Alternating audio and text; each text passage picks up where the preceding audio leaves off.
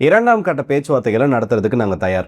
அமெரிக்காவும் ஈரானும் கூடிய சீக்கிரத்தில் பாகிஸ்தானில் வச்சு சந்திப்பு நிகழ்த்த போகிறாங்கன்னு சொல்லிட்டு பாகிஸ்தானோட அதிகாரப்பூர்வமான ஒரு அறிவிப்பு வெளியில் வந்திருக்கு. ஆனால் இதை ஈரான் ரிஜெக்ட் பண்ணது மட்டும் இல்லாமல் ஸ்ட்ரைட் ஆஃப் ஹார்மஸில் அமெரிக்காவோட கவுண்டர் பிளாக்கேடுன்றது நீக்கப்படுற வரைக்கும், ஈரானோட கப்பல்களை அமெரிக்கா தடுக்கிற வரைக்கும் எந்த விதமான பேச்சுவார்த்தைக்கும் நாங்கள் வரமாட்டோம். அடுத்த கட்ட பேச்சுவார்த்தைக்கு பாகிஸ்தானுக்கு ஈரான் போக போகிறது இல்லைன்னு ரொம்ப முக்கியமான ஒரு அறிவிப்பு கொடுத்துருக்காங்க.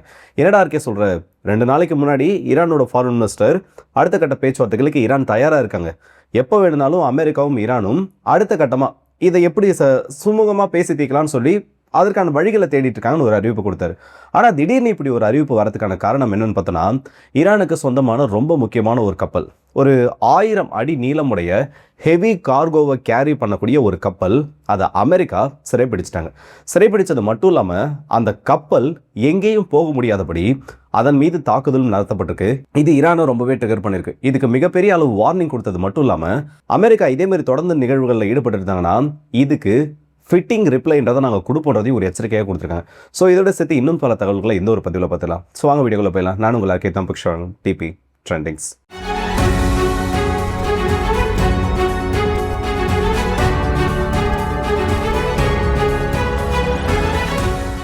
லெபனானை பற்றி சில அப்டேட்ஸ் வந்திருக்கு. அந்த அப்டேட்ஸை பார்த்து முடிச்சுட்டு ஈரான் பற்றின செய்திகளுக்குள்ளே போகும். இஸ்ரேலுக்கும் லெபனானுக்கும் நடுவில் 10 நாட்களுக்கான ஒரு போர் நிறுத்தம் கொண்டு வரப்பட்டிருக்கு. ஆனால் அதில் ஒரு பெரிய வயலேஷன் நடந்திருக்கு. சதர்ன் லெபனானில் இருக்கக்கூடிய 2 முக்கியமான நகரங்களான அல் குசர் மற்றும் அல் குவாந்தாரா, இந்த 2 பகுதிகளுக்கு மத்தியில் மிகப்பெரிய அளவு ஏவுகணை தாக்குதலை இஸ்ரேல் பண்ணியிருக்காங்க. முதல்ல செய்திகள் எந்த மாதிரி வந்துன்னு பார்த்தோன்னா, ட்ரோன் அட்டாக் நடந்திருக்கலாம், இல்லை இஸ்ரேல் அவங்களோட தரைப்படை மூலயமா கன்னி வெடிகளை வச்சு அந்த பகுதியில் மக்கள் போகிறப்போ ஒரு வெடிப்பு ஏற்பட்டிருக்கலாம்னு சொல்கிறாங்க. ஏன்னா சீரியஸ் ஆஃப் எக்ஸ்ப்ளோஷனாக இது நடந்துச்சு. அதுக்கப்புறமா தான் வீடியோக்கள் வெளியில் வருது. இஸ்ரேல் ஏர் ஸ்ட்ரைக்ன்றதை நடத்தியிருக்காங்க. 30க்கும் அதிகமான குண்டுகள், இன்னும் தோராயமாக சொல்லணும்னா ஒரு 35க்கும் அதிகமான குண்டுகள் சொல்கிறாங்க, ஒரே நேரத்தில் இந்த 2 நகரங்களின் மீதும் வீசப்பட்டிருக்கு. இதுக்கு இஸ்ரேல் என்ன காரணமாக சொல்லியிருக்காங்கன்னா, ஹெஸ்புல்லா மிகப்பெரிய அளவு அந்த இடத்துல ஆயுதங்களை கொண்டு குவிச்சிட்டு இருக்காங்க. இங்கேருந்து இஸ்ரேலின் மீது தாக்குதல் நடத்துறதுக்கு வெறும் ஒரு சில நிமிஷங்கள்ல அவங்களால தயார்படுத்த முடியும். ரொம்ப பெரிய அளவில் ஒரு ராக்கெட் ஸ்ட்ரைக்கை இஸ்ரேலோட வடக்கு பகுதிகளின் மீது பண்ணுறதுக்கு தயாராகிட்டு இருந்தாங்க. ஸோ அதனால் முன்கூட்டியே ஒரு தாக்குதல் ப்ரீஎம்டிவ் ஸ்ட்ரைக்கை நடத்த வேண்டிய கட்டாயத்துக்கு நாங்கள் தள்ளப்பட்டோம். அதனால ஒரு ப்ரீஎம்டிவ் ஸ்ட்ரைக்கை நடத்தணும்னு சொல்லியிருக்காங்க. ஆனால் ஹெஸ்புல்லா இதை மறுத்திருக்காங்க. எந்த விதமான ஆயுத நடமாட்டமும் அந்த இடத்துல கிடையாது. இன்னைக்கு இந்த 2 நகரங்களின் மீது இஸ்ரேல் நடத்தின தாக்குதல மட்டும் 10க்கும் அதிகமான நபர்கள் இறந்திருக்கிறதுக்கு வாய்ப்பு இருக்குன்னு சொல்லியிருக்காங்க. ஸோ இஸ்ரேல் சிவிலியன்ஸ்க்கு எதிரான டார்கெட்டை ரொம்ப அதிகமாக சிவிலியன்ஸை டார்கெட் பண்ணிட்டு இருக்காங்க. அதில் இதுவும் ஒரு நிகழ்வாக மாறி இருக்கதா சொல்றாங்க. அண்ட் இப்போ ரீசெண்டாக வைரலான ஒரு விஷயம் என்னன்னு பார்த்தோன்னா, லெபனானுக்குள்ள ஏசு கிறிஸ்துவோட ஒரு சிலையை ஐடிஎஃபோட ஒரு வீரர் சேதப்படுத்துற மாதிரி ஒரு காட்சி. இதற்கு இஸ்ரேலுக்குள்ள கண்டனங்கள் கிளம்பி இருக்கிறது மட்டும் இல்லாமல் அதிகாரப்பூர்வமாக இஸ்ரேலோட பாதுகாப்புத்துறை அமைச்சர் மிகப்பெரிய அளவு ஒரு எச்சரிக்கையை கொடுத்திருக்காரு. இந்த மாதிரி ஐடிஎஃபோட வீரர்கள் உள்ள போறவங்க எதையும் பண்ணக்கூடாது, அதுவும் மற்ற மதம் சம்பந்தப்பட்ட அந்த சிற்பங்களையோ இல்லை அது சம்பந்தப்பட்ட எந்த ஒரு பொருட்களையும் சேதப்படுத்தக்கூடாதுன்றதை ரொம்ப பெரிய ஒரு எச்சரிக்கையை கொடுத்தாரு.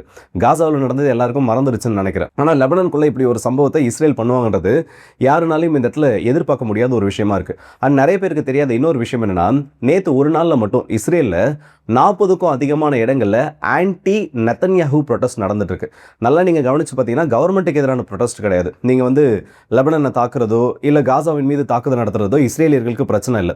ஆனால் நெத்தன்யாஹூ அவர்கள் ஒரு கட்டத்துக்கு மேலே இஸ்ரேலியர்களோட அமைதிக்காக நான் செயல்படுறேன்னு சொல்லி அத்தனை திசைகளில் இருந்தும் இஸ்ரேலுக்கு எதிரான பிரச்சனையை கொண்டு வந்துட்டு இருக்காரு. அவரோட பர்சனல் இன்ட்ரெஸ்ட்டுக்காக தேவையில்லாத யுத்தங்களை வளர்த்துருக்காருன்னு சொல்லிட்டு நெத்தன்யாஹூக்கு எதிரான ப்ரொடெஸ்ட் நடந்துட்டு இருக்கு. நேற்று ஒரு நாளில் மிகப்பெரிய அளவில் பல இடங்களில் போராட்டம் நடந்தது மட்டும் இல்லாமல் அவரோட உருவபொம்மை, நெத்தன்யாஹூ அவர்களோட உருவபொம்மை பல இடங்களில் எரிக்கப்பட்டிருக்கு. ஸோ இதுவும் ஒரு பதட்டமான சூழலை இஸ்ரேலுக்குள்ள உருவாக்கி இருக்கு. ஸோ இந்த லெபனான் சீஸ்ஃபயர்ன்றது முடிஞ்சிருச்சா? இப்படி ஒரு தாக்குதலை இஸ்ரேல் பண்ணியிருக்காங்க. அப்போ லெபனான் இதுக்கப்புறம், அதாவது ஹெஸ்புல்லா இதுக்கப்புறம் இஸ்ரேலோட யுத்தத்துக்கு தயாராகலான்னு கேட்டனா, இதில் பாசிட்டிவான ஒரு செய்தியும் கிடைச்சிருக்கு. வரப்போகிற வியாழக்கிழமை ஹெஸ்புல்லாவோட சில நபர்களும் இஸ்ரேலோட இந்த பேச்சுவார்த்தையில், அதாவது லெபனானில் ரெப்ரசன்ட் பண்ற மாதிரி பங்கேற்க உள்ளதா செய்திகளானது வந்திருக்கு. ஆனால் இது இன்னும் உறுதிப்படுத்தப்பட்ட தகவலாக மாறல. இப்போதைக்கு ஒரு சின்ன ஒரு செய்தியாக இது வெளியில் வந்திருக்கு. ஆனால் அமெரிக்கா கிட்ட இருந்து வந்திருக்கக்கூடிய ஒரு அறிவிப்பை பார்த்தோன்னா, வியாழக்கிழமை லெபனானுக்கும் இஸ்ரேலுக்கும் நடுவில் பேச்சுவார்த்தை நடக்கும்ன்றது அதிகாரப்பூர்வமாக அறிவிச்சிருக்காங்க. ஸோ அந்த பேச்சுவார்த்தைகளில் இவங்க பங்கேற்கலனாலும் இவங்களை ரெப்ரசன்ட் பண்ற மாதிரி ஒரு சில ஐடியாஸ், அதாவது என்ன பண்ணா இஸ்ரேல் லெபனானுக்கு எதிரான தாக்குதல் நிறுத்துவாங்கன்னு முக்கியமான பல விஷயங்கள் பேசுறதுக்கான ஒரு வாய்ப்பு இருக்குது. இஸ்ரேலை பொறுத்த வரைக்கும் ரொம்ப ஸ்ட்ரிக்டாக சொல்லிட்டாங்க, லெபனனில் இருக்கக்கூடிய ஹெஸ்புல்லா டிசாம் பண்ணப்படுற வரைக்கும், அவங்களோட ஆயுதங்கள் பறிக்கப்படுற வரைக்கும் சதன் பகுதிகளை விட்டு, தெற்கு பகுதிகளை விட்டு இஸ்ரேலிய படைகள் பின்வாங்காதுன்னு சொல்லிட்டு, இஸ்ரேலோட படைகள் லெபனனுக்குள்ள இருக்க வரைக்கும் ஹெஸ்புல்லாவும் தாக்குதல் நிறுத்த போகிறது கிடையாது. ஸோ இது ஒரு கேட் அண்ட் மவுஸ் கேம் மாதிரி ரொம்ப பெரிய அளவில் மாறிட்டு இருக்கு. இதனால பாதிக்கப்படுறது என்னன்னு பார்த்தீங்கன்னா கடைசியில் லெபனனோட பொதுமக்கள் மட்டும்தான். இப்போ ஈரான் பக்கம் வரும். பிரச்சனை என்ன? ஈரான் அமெரிக்காவோட பிளாக்கேடை எடுக்க சொல்கிறாங்க. ஆனால் அமெரிக்கா என்ன பண்ணுறாங்கன்னா, இல்லை ஈரான் வந்து அவங்க ஸ்ட்ரெயிட் ஆஃப் ஹார்மஸ் பிளாக்கேடை கண்டிப்பாக மொத்தமாக வந்து கிளியர் பண்ணிடணும்.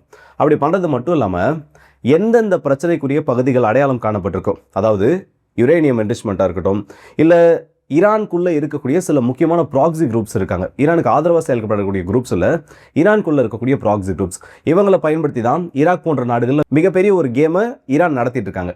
ஸோ இது எல்லாத்தையும் டிஸ்மேண்டல் பண்ணுறதுன்னு சொல்லிட்டு ஏகப்பட்ட கண்டிஷன்ஸை ஈரானுக்கு அமெரிக்கா போட்டுட்டு இருக்காங்க. ஆனால் இதை ஈரான் வந்து சுத்தமாக அக்செப்ட் பண்ண போகிறது கிடையாது. அது ஆல்ரெடி அவங்க தெளிவாகவும் சொல்லிட்டாங்க. இதோட தொடர்ச்சியாக என்ன நடக்குதுன்னா, ஈரானோட எனர்ஜி செக்யூரிட்டி அதை அமெரிக்கா தாக்க ஆரம்பிக்கிறாங்க.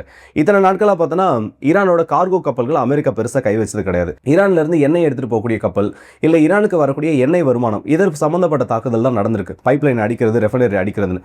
அதான் முதல் முறையாக ஒரு கார்கோ கப்பல், கண்டெய்னர்களை கொண்டு போகக்கூடிய அந்த கார்கோ கப்பலை அமெரிக்கா சிறைப்பிடிச்சிருக்காங்க. டோஷ்கான் சொல்லக்கூடிய இந்த ஒரு கார்கோ கப்பல் ஆல்மோஸ்ட் 1000 அடிகளுக்கும் அதிகமான ஒரு நீளம் கொண்ட கப்பல்.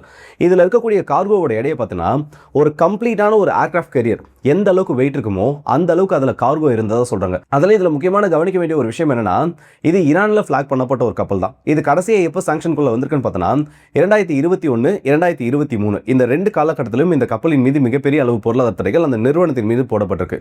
ஈரானிலிருந்து வந்த இந்த கப்பலை நடுவில் இன்டர்செப்ட் பண்ணது மட்டும் இல்லாமல் அந்த கப்பலோட இன்ஜின் ரூமில் மிகப்பெரிய அளவு ஒரு ஓட்டையை உருவாக்குற அளவுக்கு ஸ்ட்ரைக்குன்றதே அமெரிக்கா பண்ணியிருக்காங்க.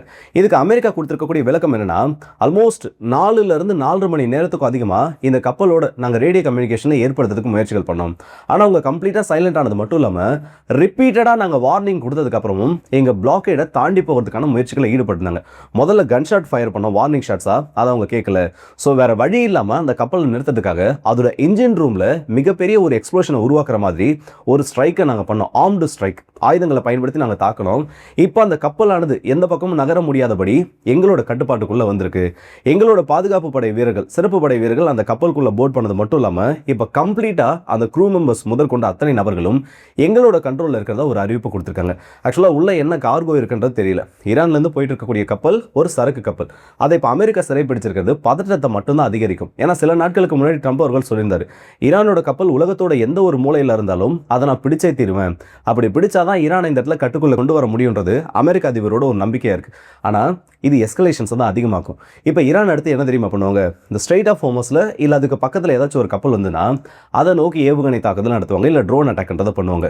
இப்போ அமெரிக்கா செய்யக்கூடிய ஒவ்வொரு காரியத்துக்கும் எதிர்வினை ஸ்ட்ரெயிட் ஆஃப் ஹார்மஸ் பகுதியில் ஈரானால பண்ணப்படும். இப்போ இந்த 2 தரப்பு பேச்சுவார்த்தை நடத்துறதுக்கு வாய்ப்பு இல்லையான்னு பார்த்தோன்னா, இந்த ஒரு கப்பல் பிடிக்கப்பட்டதுக்கு அப்புறமா, சிறைப்பிடிக்கப்பட்டதுக்கு அப்புறமா பேச்சுவார்த்தைக்கான வாய்ப்பு ஆல்மோஸ்ட் இப்போ 0 நோக்கி வந்துட்டு இருக்கு.